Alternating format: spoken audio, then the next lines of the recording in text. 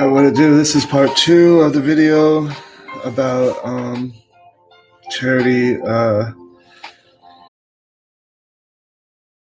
best part, which was speaking in tongues. So really, this is video 3 of the coming out of pocket video. I never really finished that. My connection wasn't too good, so I quit. And was running out of time earlier, and so I had a lot to say, and I want to get it all out and done with. So I don't have to remember it, so I can tell y'all. People for proving to you, but I'm having to go back and try to patch some of this stuff together. But I have the benefit of what I know now, so that's always a plus. But I have so much to say that I can't really fit it in a video, and I have so much to say that I get into this recursion when I'm interplacing different parts into sentences midway through, and then going off on a tangent and losing that sentence. So I really need to kind of lock down some of these thoughts externally, so that they more naturally come out. And so I never really finished where I was coming from earlier, which was 1 Corinthians 13. So I went through Matthew 7, Matthew 22, John 15, and so on, and never really got to the final conclusion, which is 1 Corinthians 13. So, and as you can probably tell from the name of the video, really. But incidentally, I wanted to talk about some of the things I had said that I never finished. And like, for instance, how could this be written in the Greek period, this Hebrew Bible, when it's so obviously written like before, because it's talking about Moses like thousands of years earlier, and David like 1,000 years earlier? That how could it be? Well, I want to, let me not ask you how could it be that David and all these other people knew, and Deuteronomy talk about things post captivity, maybe even post like even the Second Temple period, even so even that's really late for like the difference between the Persian era and the Greek era is only like 100 years or so, but 200 years rather. But from like Moses to the Persian period is like 1,000 years or something. So, and it was in prehistoric times when people weren't even writing. And you want to tell me that the Talmud couldn't have been the same today, yesterday, and every day, because you know how Chinese whispers in the game of telephone, you tell one person, the next person, and and then when you look at the Talmud, there's obviously things that were much later. They're talking about names and events of people, and they must say that verbatim. They'd memorize every single word of this multi-volume compendium. That it doesn't sound reasonable whatsoever. So similarly, this oral tradition of the Old Testament, that even though it hadn't been written down, that it had been kept orally, without change, never being rewritten, even including things of the resurrection that couldn't even come except after, let's say, the 6th century or the 7th century BC, and they want to say that we were written even before then. And so even the book of Job, even though it's written as to be like an ancient, people say he's an Edomite. Well, no, he can't be an Edomite because it was before Esau or something. And but it's stylized, and so the stylization was to make things Hebraic. And so even though Hebrew wasn't a language, it became a language. It started out as a culture, and so it's very similar to how even Abraham came in the first place, that he came from, let's say, Babylon area, the other side, let's say, east of the Euphrates, and he came west of the Euphrates. And this is what Hebrew means. And these people after like we saw in John 8, these people much later come from Babylon, including Herod came from Babylon, west of the Euphrates, came from east of the Euphrates. Not really his father Antipater, which is a kind of Greek name. Like, for instance, this is hundreds of years after Alexander the Great, but there's an Antipater in that story too. And there's lots of Greek names: Philip, Andrew, Stephen. These are Greek names, and so and if you look at Herod's sons, they were. And even the Hasmonean kings, they had names like Alexander and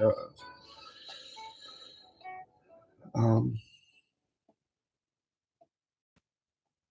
yeah, they all kinds. I mean, even the Maccabees name, even the all the names, like there was definitely a Hebrew revivalism, and that's why we see in like Second Maccabees 5, I think it is, where Edom was conquered, and that's like a Davidic prophecy. And if you look at one of the Hasmonean priest kings, his name was Judas, and so that gets me into what I was saying about the Qumran and stuff, that the Sadducees, the party that had been gradually supplanted by the Pharisees and eventually the Zealots, are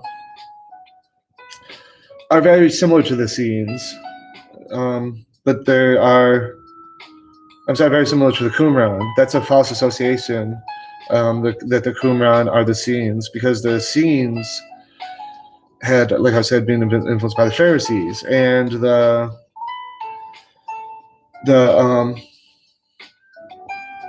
Qumran had been influenced by the Pharisees a little less so, and there's varying degrees. It's not like all or nothing, because all of the Judeans came from Babylon. Like, that Zerubbabel came from Babylon, so it's not like there was some that hadn't or whatever. And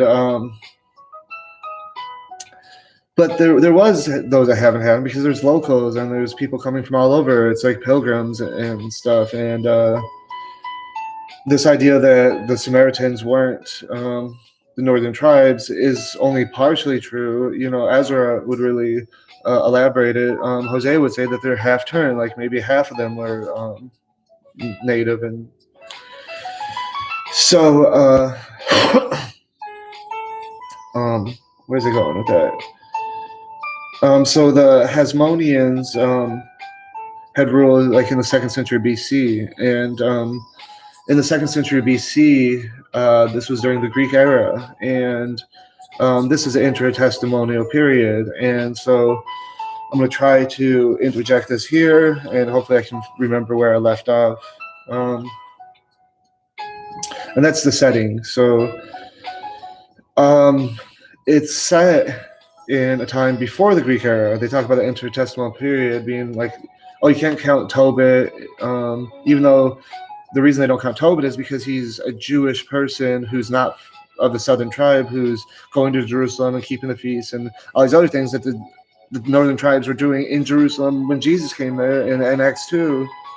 So they can come back and then find their identity. That's not how it happened at all. They lost their identity locally by following the pagans, and then got kicked out, and then not till they change their identity can they come back. So they have it all the way twisted, all the way around, and that's partly what they're doing, is they're trying to get it twisted. They're saying, like the Sabbatean Frankists and all these millennialists and post-millennialists, because the millennium never started or ended, and it's been thousands of years. So they're trying to be as evil as possible. That's why they tie the red ribbon around their wrist, because they realize that there's no white to it, and the white symbolizes release of sin. So they know they're in sin, and they're purposely sinning because they think, well, if you can't do all the way good and get this Messiah, then you do all the way bad and get the Messiah.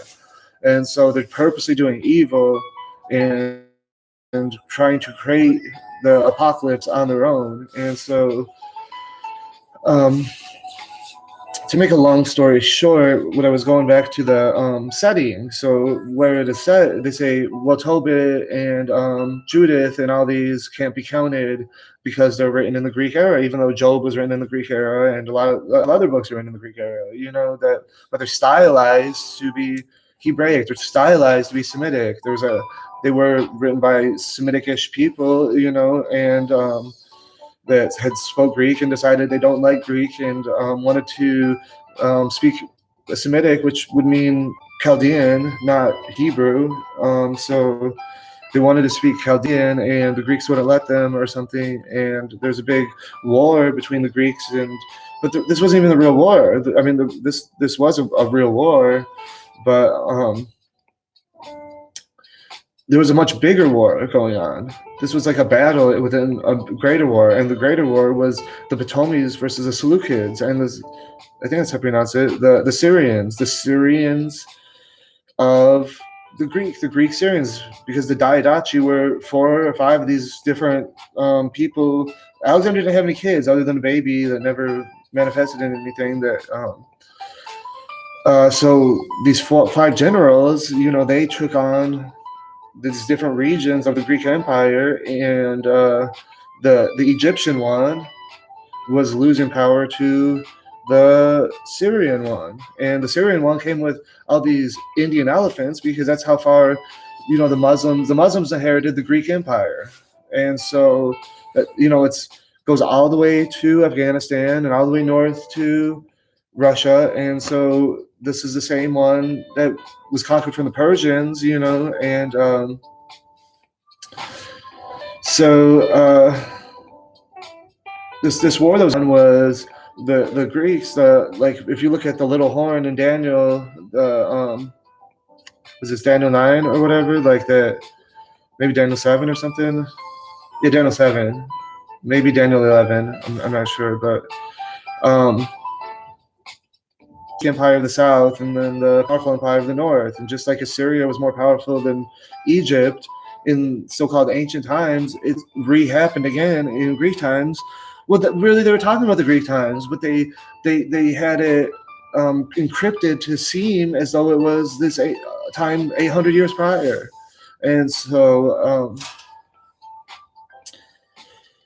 to make a long story short, there was this Syrian Greek Empire trying to take over this Egyptian Greek Empire, and so the Egyptian Greek Empire started consorting with Rome within hundreds of years, and Rome became power when it destroyed Carthage, and it was taking on parts of northern Syria, like up by causing rebellions for the Syrian Greeks up in Pontus, which is like Turkey and the Black Sea, and once they conquered Mithridates, and you can see Mithridates in Ezra, this Greek name, they've Hebraized it,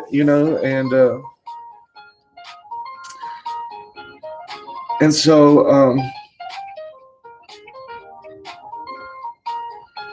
the point was the setting. So it's set in the intertestamental period, or sorry, it's not set in the intertestamental period. It was written in the intertestamental period, the Greek period, the 400 years BC and 40 AD or whatever it is, So this period of, let's say, 400 years, quote unquote, when really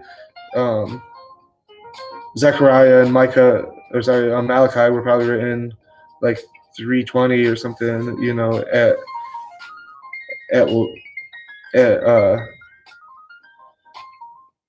at earliest. And so in this intertestamental period that it was all written, it's set in older time. And I'm going to be fair, that's true for the New Testament, other than Paul's letters. Paul's letters are set in the time that he wrote them, except for the fake ones, like 2 Thessalonians, Timothy, maybe, and what was that other one? There's a bunch of them. Colossians and Ephesians, and so Hebrews. So to make a long story short,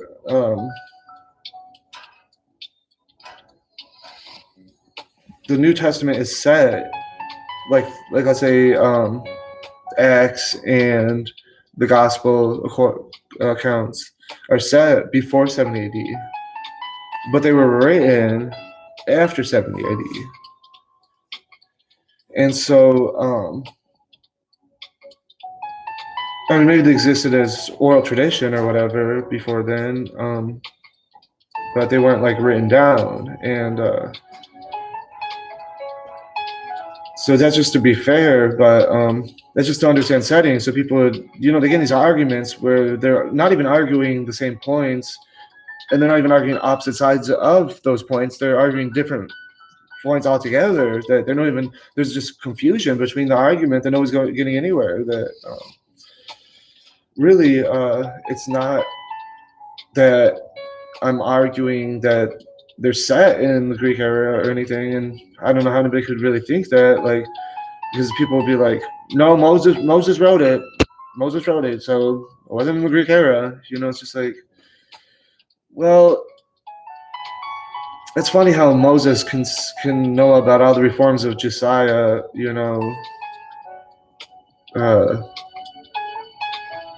and like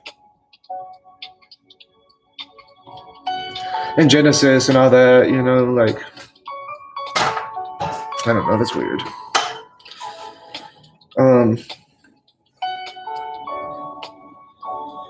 So the second point I wanted to talk after the setting was Esther. So I kind of made a mistake earlier by saying Esther is based on Judith, which is true, but that Judith is written about the Syrians.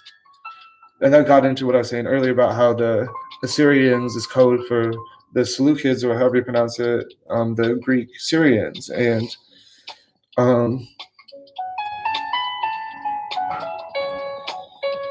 so Judith, the enemy is Holofernes, and she kills him, like, in a way kind of reminiscent of Jael from Judges. And it's very Jewish, and you can see all those motifs, and just like Tobit and all these other books that they call fake, maybe because they seem so obviously that they're trying to be Jewish, that I think it's more that there's no obvious discrepancies of history, but when you go a little extra and try to embellish it, you're not allowed to, supposedly. But when you like, for instance, you can tell Tobit's doing a lot, that book, when they try to say that the home of Elijah is west of the Jordan, but there is no west of the Jordan for his hometown because he wasn't Jewish. Elijah wasn't Jewish, I'm sorry. And so, and neither was Abraham, neither was Isaac, and especially wasn't Adam. And so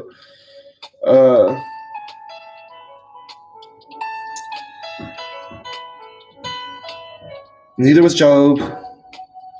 And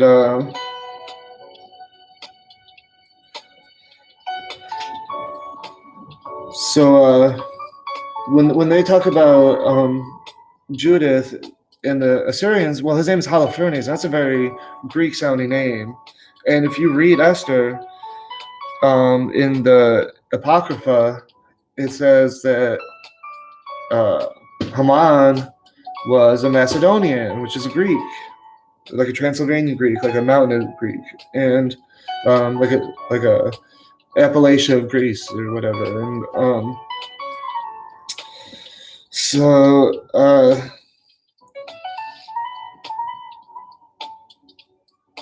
trying to remember where I was going with it.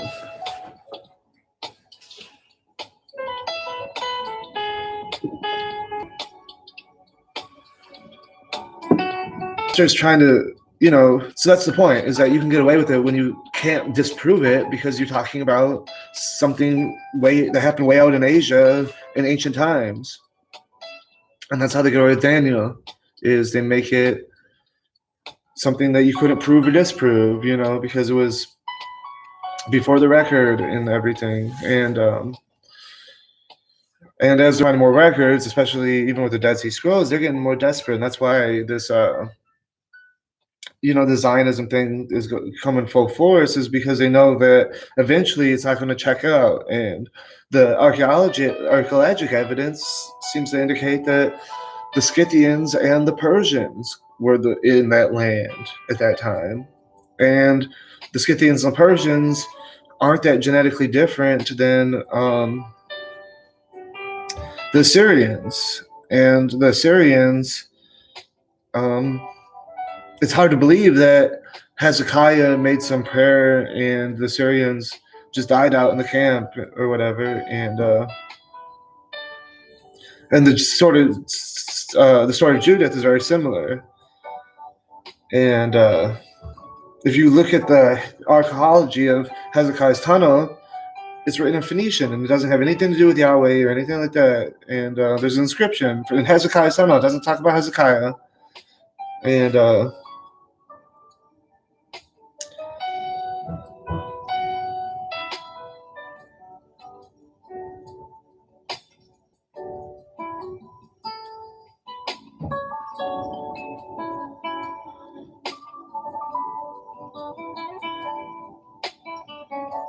so incidentally, they just wrote it in the Greek era, but they said it in more ancient time. And when it's obvious enough, then they want to hide it and call that apocrypha. That's not inspired. But when they can hide it in mystery and antiquity and Semitism, then they can supposedly say that it's accurate when it doesn't check out just as much, but it's not they're not doing as much in terms of so what I'm trying to say is that the writers of apocryphal books and even biblical books, it wasn't really important to them that this is 100% accurate, that this doesn't seem like legend, because they knew they were writing legend. And so when they purposely distort facts, like just as you see in Genesis 15, isn't that Genesis 14 or no, Genesis 15? When you can just add a chapter and create events and all sorts of anachronisms and historical facts that don't add up. It's really nothing. It's not fundamentally, as a fundamentalist would, as like this is absolutely true. This is just God breathed, and when you say, but look at Timothy, they say it's God breathed, and you got to understand that Adam is God breathed, Cain is God breathed, Esau is God breathed, and Esau is not included in Ezra 9. Look at it. Look at Ezra 9. And then go back to the Torah where it says you can't marry an Ashdod, or you can't marry Ammonite or Perizzite, or this or that, and they'll say Edomite. But I'm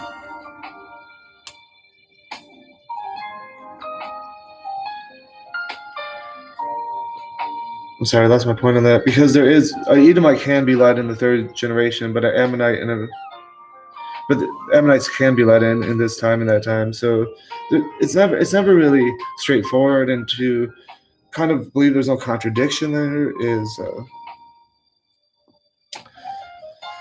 isn't very beneficial. Like, as well as when you try to look at the period between the Babylonian destruction of Jerusalem and then the rebuilding of Jerusalem and so on and so forth. They'd want to say that this is like one generation, but it's been much more than one generation, and for this great assembly, and it's just a little too great, it's a little too fancy off. Again, where I have to come on here again and try to finish. I'm trying to get him as much of it out here as I can, and in as much. So I had shown in the last video how in Matthew 7 he say, "I never knew you," because if you have not love, if you have not, um, in the saying he's talking about Matthew, and he never knew you, and then when it turned to John 15 verse 13, the greatest love is to lay down his life. In verse 12, like this new law commandment, and that he introduced in John 13, that this is this difference between justification and sanctification. So, like in Matthew, you would have justification because they're all wanting to be saved, and this idea of resurrection that they got from the Zoroastrians, that Matthew would say that to be justified would be saved, maybe you'd be sitting in the grave until the last day, but when all the sea, gets arised and gets judged at the mercy seat, then, the goats and the sheep, then you had followed the law. So therefore, and Paul gets a little into this in like,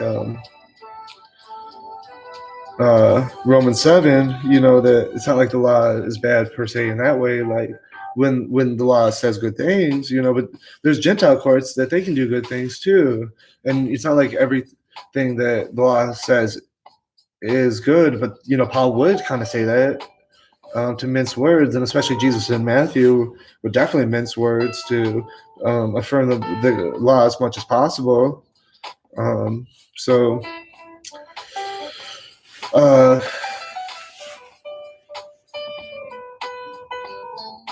this new law, when it comes to Jesus talked about, this would be there's justification in the old law when he says the greatest law is to love your neighbor yourself. This is from the Torah, and this would make you justified because you can have a seat at the table if you give everything you have, and maybe not that, but like you could have a seat at the table, even if you like Jonathan's son, weren't the most sightly person in the world, and David still loved him, and so Jesus at the Last Supper, even though it's immoral as all get out, just eating an animal in general is immoral. So that there's a certain morality in bearing witness of this immorality, and showing transgression, even increasing transgression, to show the need of mercy, to show how wretched and evil humanity is, but that's just justification. So you can be justified enough to be saved. You can be justified by being baptism. You believe, you get washed of your sins, and therefore, this is my favorite Bible right here. It's not even. It doesn't even have. It could do without the Psalms. The Psalms just weigh it down. But it's just like the New Testament with some notes. And so that would be justification. But something more. What's more is sanctification. The sanctification, something the Muslims went haywire with, because they followed the circumcellions. The circumcellions were people that were Christians that were zealous over the law, but not the law of Moses, the law of Jesus. And they're so zealous in a Jewish kind of way that they would try to get martyred. This group of early Christians. And this group of early Christians, the circumcellions, were precursors, and also the Arians were precursors to the Muslims. And so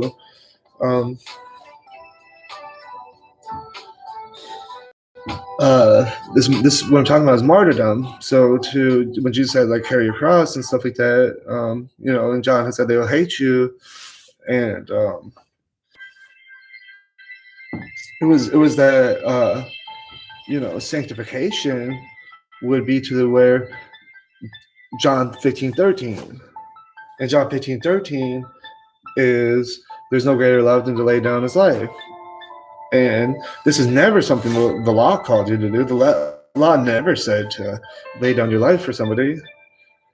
I don't even know that it calls to be charitable. Like it says, like if you take this, give it back, and that kind of thing. And I don't know that the law ever requires somebody just to be charitable. And what is charitable? This is love. Jesus had no greater love. There's no greater love. And so this love is one way we get closer to God, and because God is love, the sustainer of God. That Jesus is the sustainer God, and this love is what gives life. And life, it takes away the sting of death, and the sting of death comes from the law, and the law is what kills you because you are guilty, and blood for blood. You took someone else's life. Let's say you took the Canaanites' life and took their land, and so to be justified, you would have to give blood, and the law condemns you to death. So, this is Satan's power. So, you can never pay every penny. A human is never going to be as good as God, and so to be sanctified, you have to crucify your flesh. Galatians 2:20, and because from the flesh come all evil and wickedness, and so Romans 7, and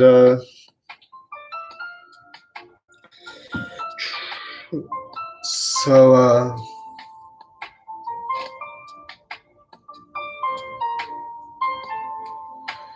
The sanctification comes from that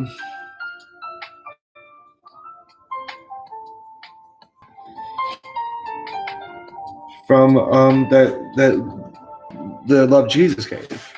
That's sanctification. That's where sanctification comes from that kind of love. I'm not saying one could ever love like Jesus loved. That would be impossible.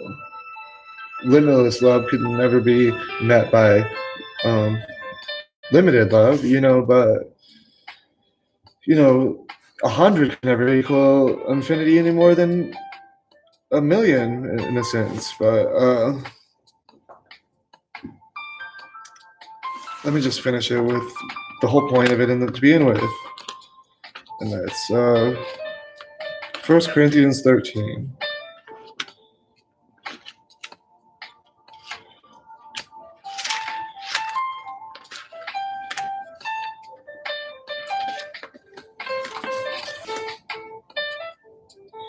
So I think, what was it? We went through Matthew 7, Matthew 22, and John 15, and John 8. I think John 8 was kind of a tangent. So what was in Matthew 22 we looked at it? I didn't bring it up in this video. For anybody that didn't see the last video, I'll just go to Matthew 22.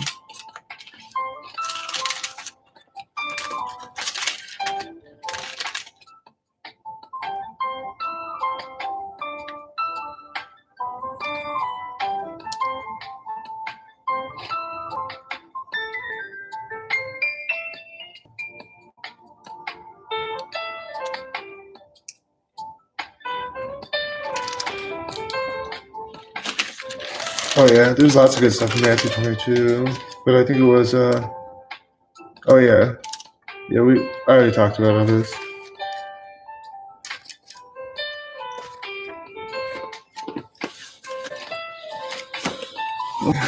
I talked about in this video. It's just like love your neighbors yourself, and the stuff from like Leviticus.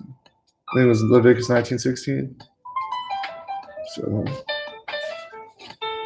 So that was a justification, but John 15 is a sanctification, and the glorification would be after the sanctification. So there's like 3 steps, and but earnestly I desire way. So it said, but earnestly desire the best gifts, and yet I show you a more excellent way. Though I speak with the tongues of men and angels, but have not love, I have become a sounding brass and a clanging cymbal. Oh yeah, so when I was talking earlier about bronze. I think I actually said brass when I on the last video.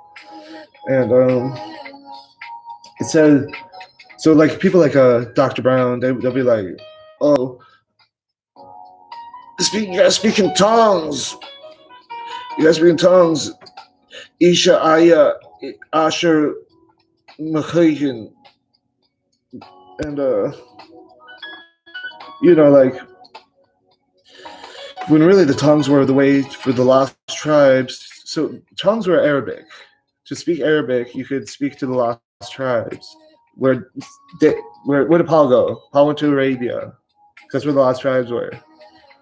So that's what tongues were. To speak different dialects in a way that people understand you. When I speak to people in other languages, I don't speak their language, but at least try to speak in a way more like them as much as I can, because I want to be understood by them.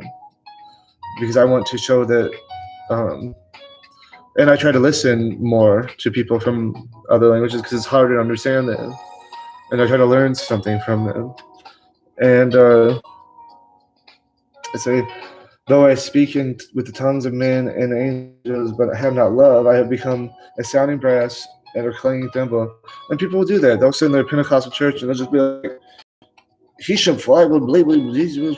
And then like, they're not edifying anybody with that. Like nobody's learning anything. No one's getting translated what that tongues means in a way that they can bring them understanding. And though I have the gift of prophecy, ooh, that's a good one. Prophecy was that 1 Corinthians 14. So and I have prophecy and understanding, all mysteries and all knowledge. Well, these are big. And though I have all faith, wow, that's huge, especially for you Christians. Not that I'm not a Christian, but y'all love that term, Christian. So that I could remove mountains. Wow, even if the faith of the mustard could move mountains, he had all faith. That's probably like that's Mount Everest right there. But have not love, I am nothing. Nothing. So he was moving mountains, all this stuff from the Old Testament and the mustard seed and all that. He's got that. He's got justification, supposedly. But here it's nothing. He's making it into the 144,000 men. He's not sanctified as a martyr. He's not, he could love his brother as himself, but to do that, you're not expecting your brother to die for you either, say, and though I bestow all my goods on and feed the poor, oh, Jesus said that. Jesus said, you'd be justified if you do that. And though I give my body to be burned, he's carrying up his cross, but have not love, it profits me nothing. So,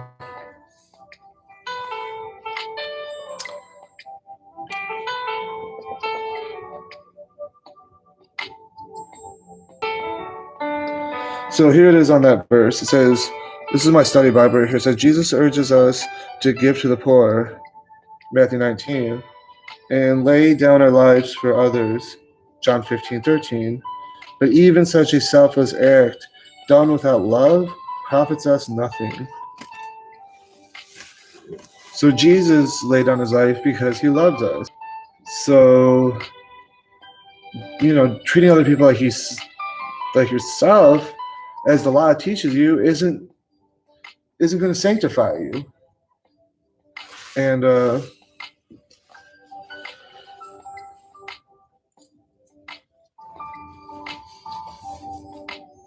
I think I will just leave it at there and get back to plowing the field. And that was Acts 2. I feel like this is a little bit of necessary work to get to the understanding of Acts 2. But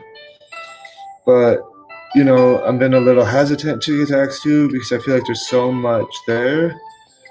But I'm not going to make the mistake of thinking that, like I'm gonna feel the Spirit and it's just gonna move me in some sort of way. It doesn't work like that, like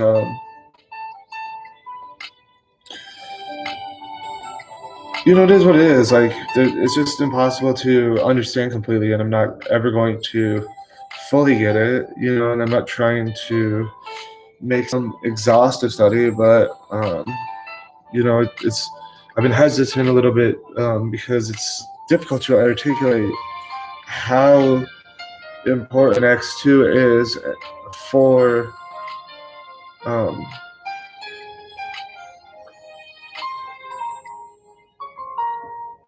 kind of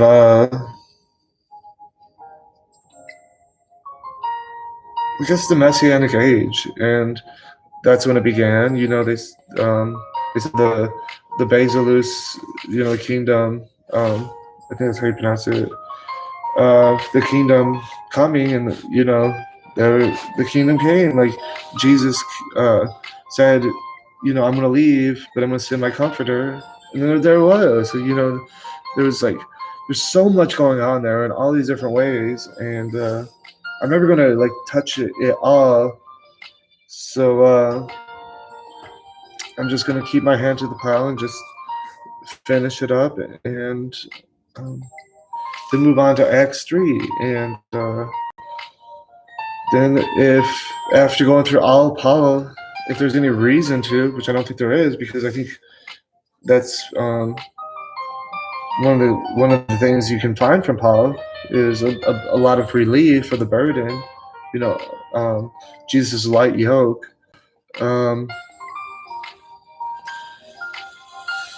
Then I would maybe pick it up years from now in Genesis, and go all the way back and through the Gospels to the Gospel of John, where that would be the end of it, right there, and the rest would be what it meant, because there's not more action really happening other than revelation, but